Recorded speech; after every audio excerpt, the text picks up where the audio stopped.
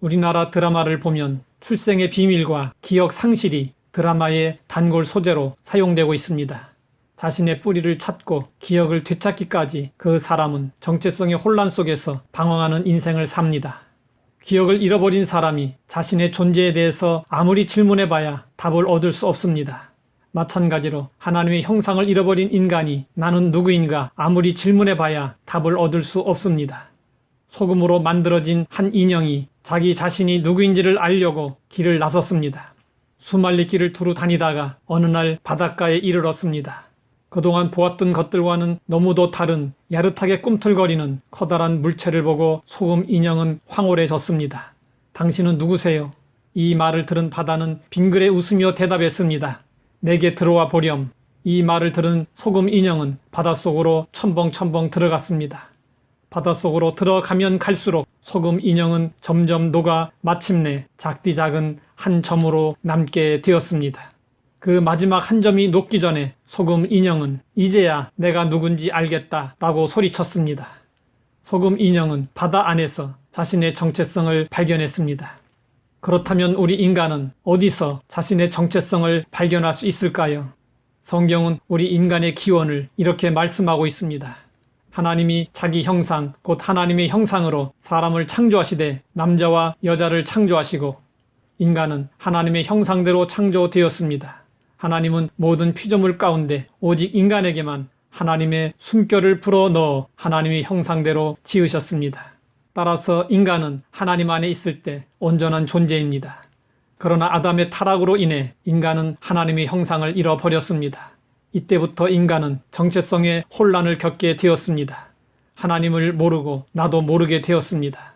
그래서 인류는 역사 이래 줄곧 인간의 존재에 대한 질문을 해왔습니다. 핸드릭 반 로어는 인류의 역사라는 책에서 이런 질문을 던지고 있습니다.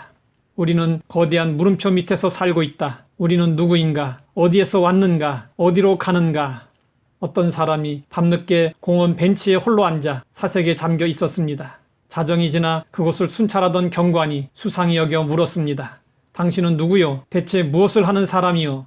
그 사나이는 잠시 머뭇거리다가 이렇게 말했습니다. 나도 바로 그것이 알고 싶소. 나는 누구입니까? 대체 내가 무엇을 하는 사람입니까?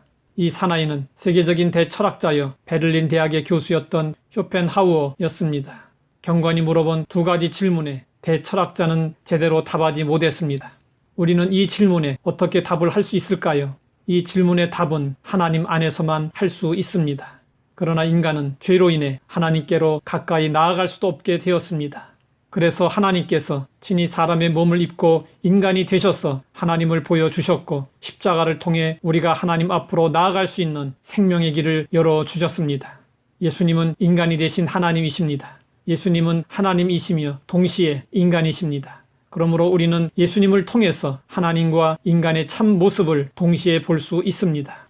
우리는 예수님을 통해 하나님의 지혜, 능력, 성품, 하나님의 뜻과 섭리, 하나님의 관심사 등 하나님을 아는 지식이 날로 더해질 수 있기를 간절히 사모해야 합니다. 그리고 예수님이 보여주신 인간의 참 모습을 보고 인간성의 회복을 추구해야 합니다. 예수님과의 만남은 변화의 시작입니다. 돈밖에 모르던 삭개오가 예수님을 만남으로 베풀고 나누는 사람이 되었습니다. 물고기를 잡던 베드로가 예수님을 만남으로 사람을 낚는 어부가 되었습니다. 교회를 박해하던 바울이 예수님을 만남으로 생명을 아끼지 않는 복음 전도자가 되었습니다. 예수님을 만나면 내가 누구인지를 알게 되고 인생의 목적이 바뀌고 삶의 우선순위가 달라집니다. 하나님 아버지, 우리를 하나님의 형상으로 지으시고 고귀한 존재로 살게 하시니 감사합니다. 예수님을 통해 하나님을 알게 하시고 예수님을 바라보며 상실한 인간의 참다운 모습을 회복할 수 있게 하옵소서. 예수님의 이름으로 기도드립니다.